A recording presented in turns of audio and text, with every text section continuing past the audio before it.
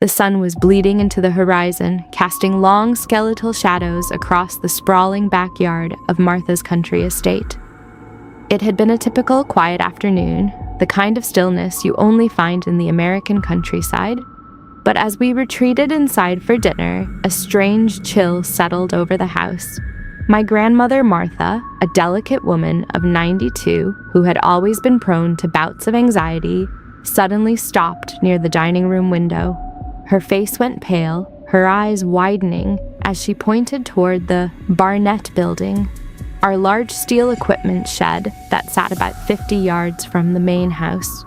The heavy steel sliding door, which weighed hundreds of pounds, was standing wide open, exposing a dark, yawning interior. This was impossible. I had checked that lock myself that morning, and none of us had been near that shed all day.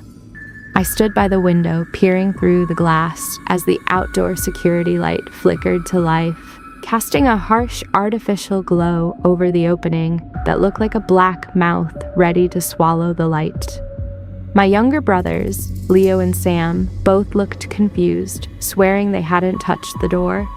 I felt a knot of dread tighten in my stomach, a cold realization that we weren't as alone as we thought. I walked to the front door, looking through the high glass panes at the very base of our porch steps, and my breath hitched. I let out a scream that tore through the quiet house. Holy shit! Standing in the very base of our porch steps, just inches from the wood, was a man. He wasn't moving, just standing there like a statue made of ink, his head tilted slightly as if he were listening to the sound of our heartbeats through the walls. Martha started to spiral, her voice a frantic whisper as she begged me to call the police. I wanted to confront him. The adrenaline was surging through me. But Martha clung to my arm with a desperate, iron-like grip, her frail fingers digging into my skin as she sobbed, pleading with me not to open that door. If you go out there, Jake, you aren't coming back in, she whispered, and for the first time, I believed her.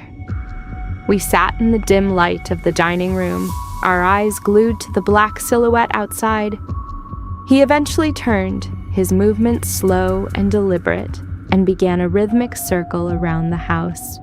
We tracked him through every window, the kitchen, the den, the pantry, watching as his shadow glided across the glass until he vanished into the suffocating blackness near the tree line. When the deputies arrived, they searched the shed and the perimeter with high-powered spotlights, but found nothing but a few disturbed patches of grass. They left us with a warning to keep our doors locked, but the air in the house already felt tainted. Martha insisted we all sleep in the upstairs loft while she took the sofa downstairs, claiming she couldn't climb the stairs in her state. But at 10 p.m., a blood-curdling scream erupted from the ground floor, a sound of pure, unadulterated terror. We sprinted down to find Martha, pointing at the dark, heavy door of her private study. He's in there! I heard him breathing, she gasped. I grabbed my brothers, and we threw our weight against the door, barricading him inside, feeling the wood vibrate as something shifted on the other side. When the police finally pushed past us into the room, they found a man named Arthur comfortably sprawled out on Martha's leather couch, his boots kicked off as if he owned the place. He didn't resist. He just looked at us with a blank, hollow stare and admitted he had climbed through an unlocked den window.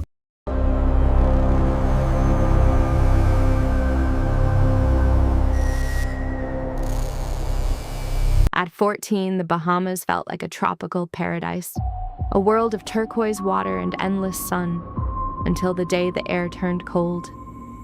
My friend Sarah and I were getting henna tattoos near the resort's main pool, surrounded by the smell of coconut oil and salt spray, when I noticed him. He was a man in a faded linen shirt, standing just far enough away to look like a tourist, but his eyes never moved with the crowd. they were fixed on us with a predatory intensity. When my tattoo was finished, I decided to head back to our suite alone to get ready for our final dinner, a decision I would regret for years to come.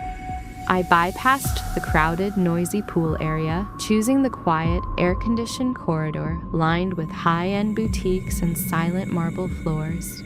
I reached the elevator bank and pressed the up button, the chime echoing through the empty lobby. That's when I realized the man from the pool was already there, standing in the shadows of the corner, his face obscured by the brim of a straw hat. The elevator doors hummed open, and we stepped into the small mirrored box together. The silence was suffocating. He didn't reach for the panel. Instead, he made a polite, silent gesture for me to choose my floor first. I pressed 7, but he just stood there, his hands deep in his pockets, making no move to select a destination. My heart began to drum a frantic, panicked rhythm against my ribs as the elevator began its slow ascent. I was trapped in a 4x4 space with a man who had no reason to be there. When the doors finally opened on the 7th floor, I walked as fast as I could toward the end of the hallway, my sneakers squeaking on the polished tile. To my right, a long wall of floor-to-ceiling windows reflected the corridor behind me. In the glass, I saw his reflection. He was 10 feet behind me, matching my pace with haunting, mechanical precision. Every time I sped up, he sped up. I was just 2 doors away from the safety of my room when the predator finally struck. He lunged forward, his hand catching my shoulder with a grip like a vice, trying to pull me toward a maintenance closet. I didn't freeze. I didn't cry. I screamed with every ounce of air in my lungs and kicked backward with a strength I didn't know I possessed. The sheer volume of my scream in that empty hallway seemed to startle him, and he let go, stumbling back into the shadows. I dove into my room, slammed the door, and threw every lock and deadbolt I could find. Security later apprehended him in the lobby, discovering that this guest wasn't even staying at the resort. He had been shadowing multiple young women throughout the week. A ghost.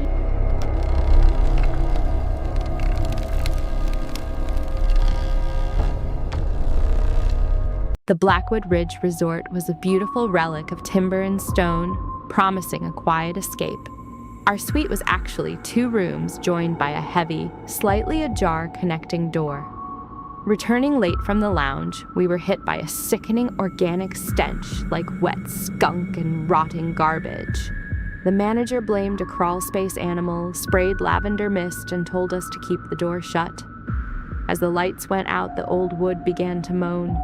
Then came a rhythmic thud, thud, thud from the other room like a heavy sack of meat hitting the floor.